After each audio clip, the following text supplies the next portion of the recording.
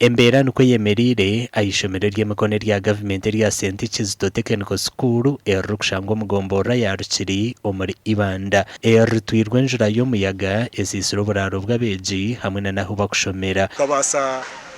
kwihaho roof amabati go buraro bw'abeji ababojo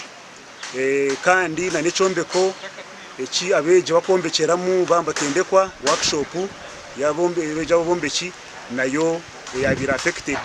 okurugera hari umukuru w'itendekereri ebyo kushoma hate byemerire ubwo abeje barukuburayo akireka cye kubuzubwa tubura yo mwanya muke abeje bakakora ebigezo byo kwendera umwaka bya UBTEB byo kutandika ukwezi kumwe ku rugerizo no bitandika biri kumwe na mushanju byo kwezi ku 11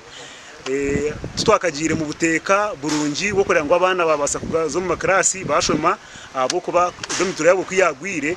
abeje twabakwata twabata umukrasezi hatarimo barukurara ebyaro bishatu echa Kogabi umukitoke hamwe na Vativani entoke zona ziri hansi kandi hatabatura berarikirire entoke zigenzire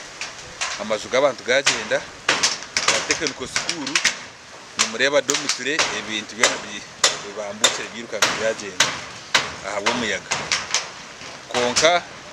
ekinkusimira ruhanga kino muntafire John Paulo Ninkusima umnyishengero wa Ibanda Thausi no mu bebembeza bashira umushwekeki okuhumuriza abatura 0C1 na negombora bariyo bakora report ejo kekwa nezo